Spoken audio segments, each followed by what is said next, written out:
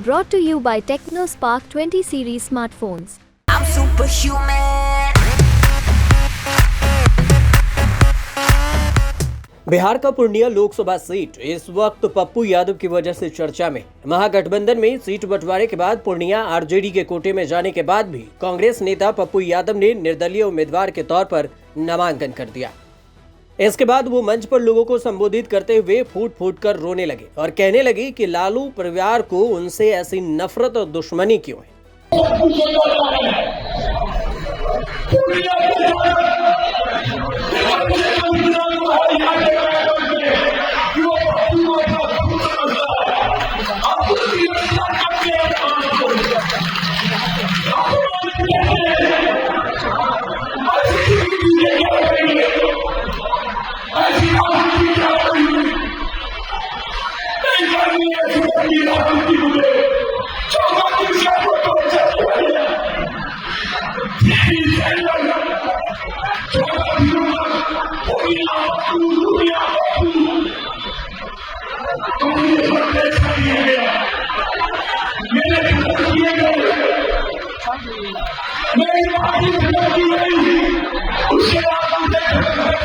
नामांकन के बाद कार्यकर्ताओं और आम लोगों को संबोधित करते हुए पप्पू यादव ने लालू परिवार पर भी जमकर हमला बोला। पप्पू यादव ने कहा कि पिछले 14 दिन से मुझे अपमानित किया जा रहा है, मेरी पार्टी खत्म की गई, इतनी नफरत क्यों है मुझसे, कौन सी दुश्मनी थी मुझसे, क्या किया था मैंने कहा था लालू को हम आपके बेटे को सीएम बनाएंगे, साथ में लड़ेंगे। ये कहते हुए पप्पू यादव भावुक हो गए और उनके आंखों में आंसू बहने लगे। तो वहीं आज तक से बातचीत करते हुए जब उनसे पूछा गया कि वो कांग्रेस प्रदेश अध्यक्ष के अल्टीमेटम पर क्या अपना नामांकन वापस लेंगे, पप्पू यादव ने इस पर सीधे तो कुछ नहीं कहा, लेकिन घुमा फिराकर नॉमिनेशन वापस लेने से इनकार कर दिया।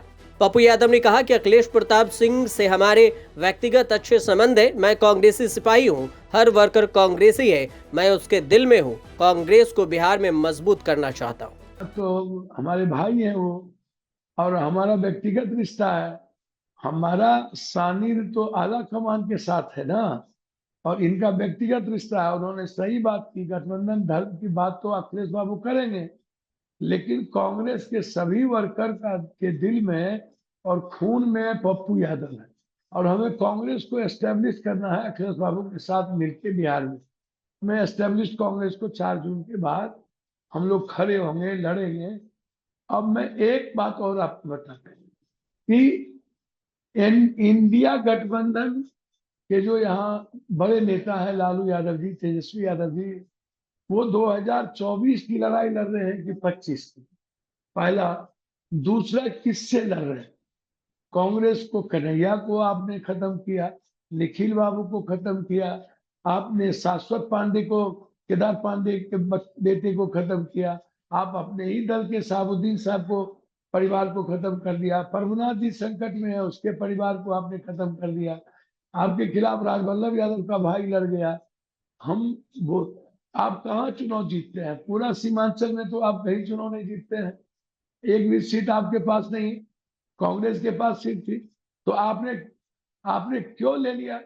और फलना चिल्ला से देखिए, शकील साहब भी लड़े थे ना मधुबनी में, शकील साहब है ना कांग्रेस में।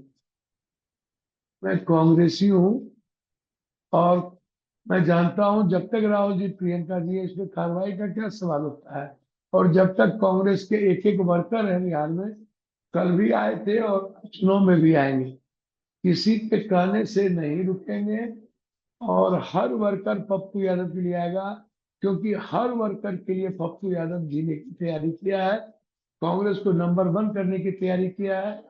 कांग्रेस मरने के बाद पप्पू यादव के जीवन से कोई अलग कर सकता है, अर्थी उठेगी पूर्णिया से और कांग्रेस के झंडे में उठेगी, ये मैं आपको आश्वस्त करता हूँ। तो वहीं बिना नाम लिए हुए पप्पू यादव के नामांकन पर तेजस्वी यादव ने कहा कि जो हमारे खिलाफ हैं वो बीजेपी के साथ हैं। लोग कहाँ किसी को नाम लेंगे? उनका भी नामांकन है भाई, जाहिर सी बात है, जो हमारे खिलाफ है वो बीजेपी के साथ है। हम किसी का नाम नहीं ले रहे, ये जनता के ऊपर छोड़िए ना।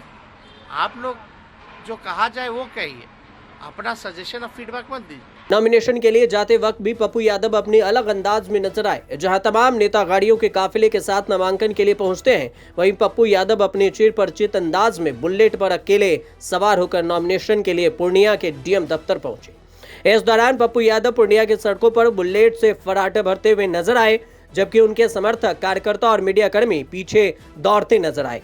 पप्पू यादव के पॉलिटिकल करियर की अगर बात करें तो पूर्णिया ने उन्हें कभी निराश नहीं किया। वो 3 बार बतौर सांसद इस जिले का नेतृत्व कर चुके हैं।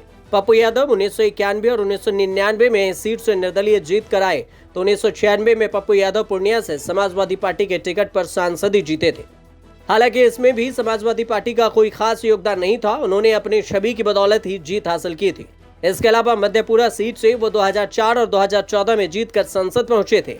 मधेपुरा सीट से दोनों बार उन्होंने राजद के टिकट पर चुनाव जीता था। पप्पू यादव खुद को पूर्णिया का बेटा कहते हैं, क्योंकि न सिर्फ उनकी स्कूली शिक्षा पूर्णिया से हुई, बल्कि आज भी उनका मूल घर पूर्णिया ही है। ब्यूरो रिपोर्ट, न्यूज़ तक।